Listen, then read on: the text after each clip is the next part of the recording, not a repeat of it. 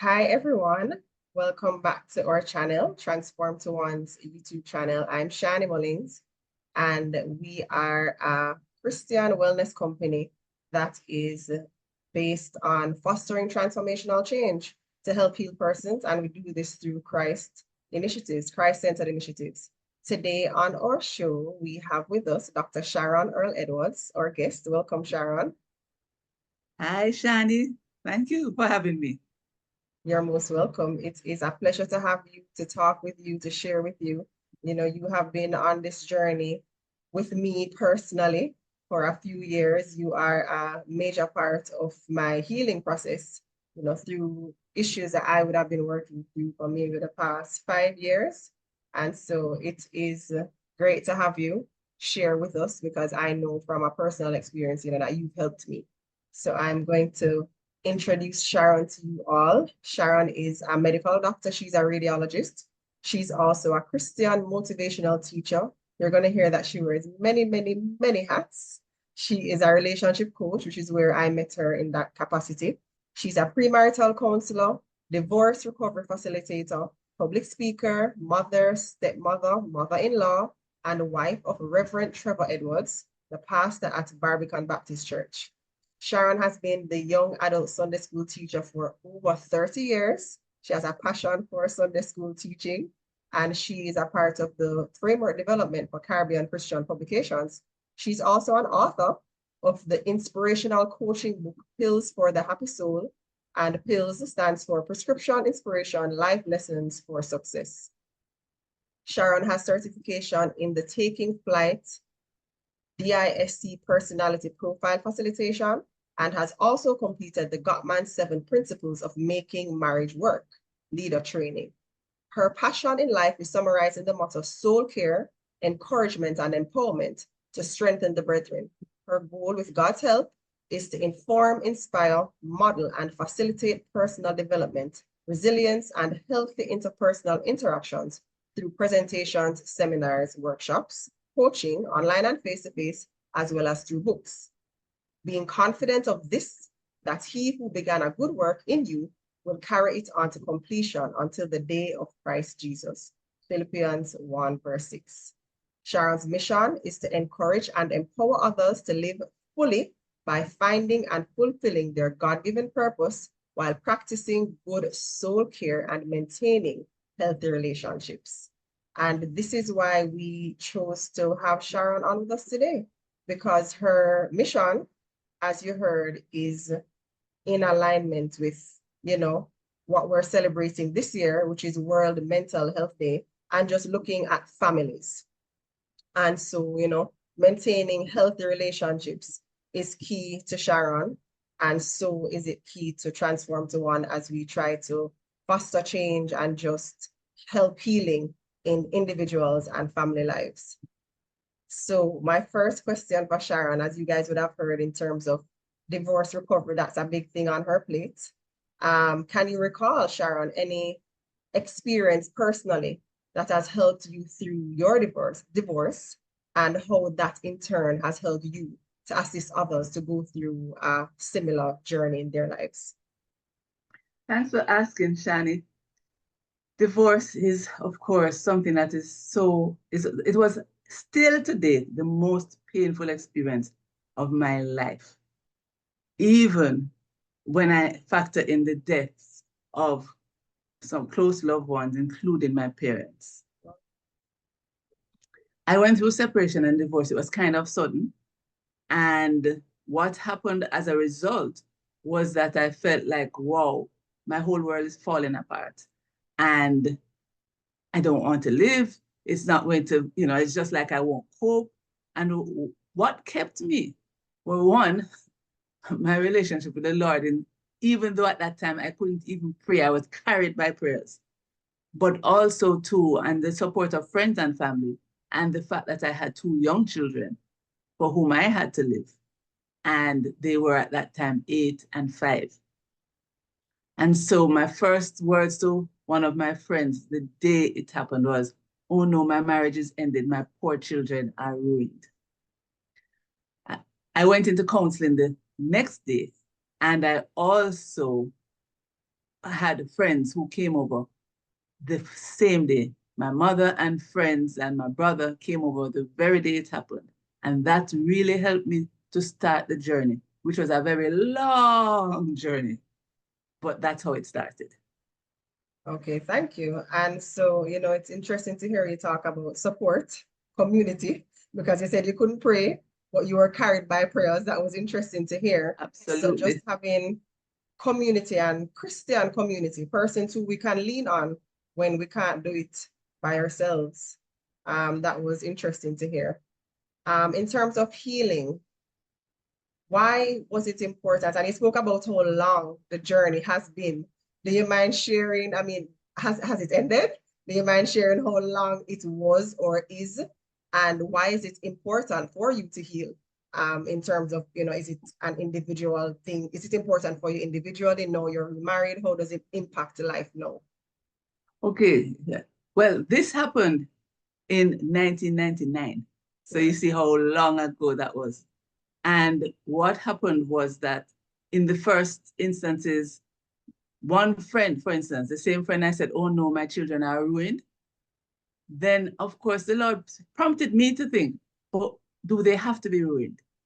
And she gave me a verse, which I really held on to. Well, two verses really. 2 Corinthians 4:8 and 9. We are hard pressed on every side, but not crushed, perplexed, but not in despair, persecuted, but not abandoned, struck down, but not destroyed.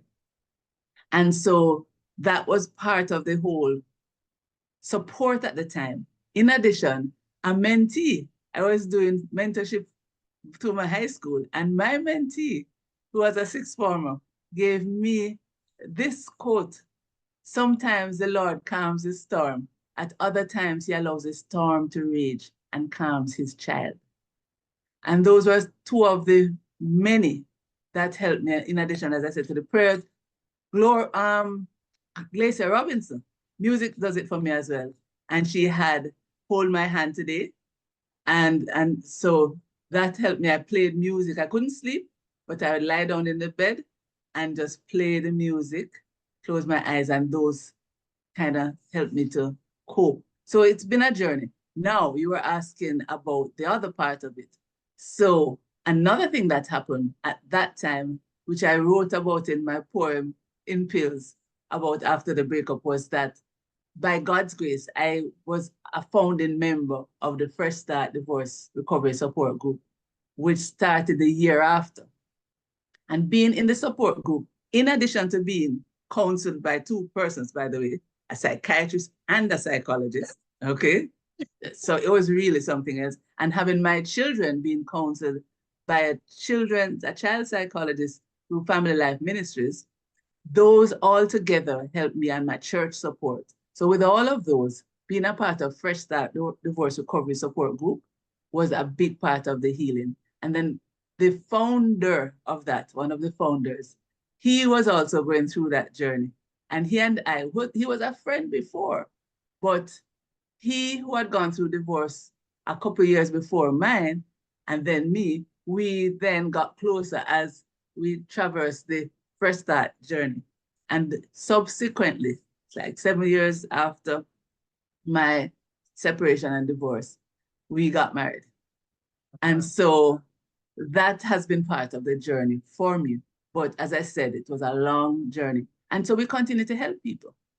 We help persons through the Fresh Start Divorce Recovery Support Group because we know what we've been there, done that, and we know what it is like. I love that you're using I'll use the word pain because you've said it Yes. was Oh, yes. difficult. And I love that you are using that experience to, channel it to help other persons who are gonna go through the same thing. It's not the prettiest of experiences, but it's a real experience. And hearing you talk, it's just driving the point home of how difficult, how personal, how impactful something like this can be. It's a loss, a major loss. And so going through it, so I even wonder to myself as you're speaking, how many persons understand what they're going through and therefore understand the need for intentional healing, you know, seeking out help. Because I hear you talk about counseling for the children, counseling for yourself on multiple levels, you know, just the intentionality. And that is good to hear you going on that journey of healing. And even then, it still took a long time, you know? Absolutely. And let us not leave out prayer, because many times I said to myself, I don't know how people who don't know the Lord cope. Because with all of that, it was like, I'm figuring I'm going to drown, in all of this. I'm gasping. I can't make it, And my pastor, he said to me, you will make it. And I said, yeah, man. He doesn't know. He's still married. In fact, that's how I started the poem, in fact. In fact, he says, you'll make it, my pastor of over 20 years said as I cried. I nodded in silent agreement, all the while thinking, he's still married. How can he understand the hopelessness I feel inside? And so that was just part of it, just going through the pain, but by God's grace, being able to make meaning of the pain and become, as the saying goes, a wounded healer. I like that. And many others helped me who were not my formal counselors, like Dr. Barry Davidson of Family Life Ministries. I remember approaching him. I knew him before while he was walking for his own exercise, but it was that bad I was feeling. I said, boy, I've never done that to anybody before or after. But I said, boy, my children, what can I do? And he gave me something which the Lord helped me to put in an acronym after. And basically that children survive in divorce country. He gave me the acronym. Well, he didn't give me the acronym, but I put it in the acronym. When you keep them well placed. So when you have prayer, love, authority, consistency, example, and discipline. And just that little prescription helped me to apply that for my children as well. And that was very important for the healing. And it's still painful, for them. But so it's not something to be, done lightly. But sometimes when it happens, you just have to paddle to safety by God's grace. Congrats to you on the journey as you continue. And so my final question will be, you spoke a lot about healing and what that looked like for you. So could you just give us a little bit more insight? And it was interesting to hear you talk about also just you placed your children first and at a high priority level. So it wasn't only about you, it was about helping them to navigate and recognizing that they too have been impacted. So it's a lot of self-awareness and then putting yourself back in some sense and recognizing the magnitude of the situation. So in terms of healing, can you share with us a little bit more of what that looks like for you, what it can look like, generally speaking? If you don't mind, probably the best way to do that is to share the poem, because it speaks a lot about what it is. So after the breakup, then it goes on to share with clarity. After I said, my pastor said, I'll make it, and I didn't believe him. But I can say, with the clarity of hindsight, I'm delighted to see that he was right.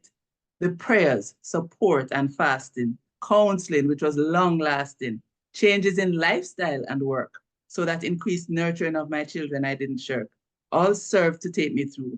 As time passed, I saw the path that was new. The desert began to be watered by streams. I read my Bible and divorce recovery books by the reams, lots of books. My job, I felt I had to change, and many of my priorities rearranged. I lost my appetite, and for a short while, my will to fight. Sleepless, I listened to music all night. There were times I was very uptight. One thing that kept me motivated was that to my young children, I was dedicated. Moreover, God didn't leave me stranded or expect my healing to be single-handed. For me, one extremely helpful part was the opportunity to be a founding member of Fresh Start. The monthly meetings helped me my burdens to share with others who understood because they'd done that and been there. Topics like loneliness, bitterness, forgiveness were among those that helped the lengthy healing process and the management of stress. New friendships were formed with fellow travelers on the road. What relief, what comfort, what assurance with my Lord. Specially invited guests help us to explore issues legal, financial, spiritual at our retreats, and so much more. We shed tears like rain, wallowed in misery and pain, but slowly, very slowly, we began to recover and learn to smile again. For our part in marital breakdown, we repented and took responsibility. Eventually, by God's grace, we were able to look beyond the liability. And that's one of the things that we do in Fresh Start. We say it's not about bashing the other person. Even if you think that your responsibility is 1%, you take responsibility for your 1%. We're not saying taking responsibility for the other persons, but take responsibility for your 1% in the breakdown, because no breakdown is one-sided. And so we have to not go through divorce, but as the Bible says, as our book says, grow through divorce.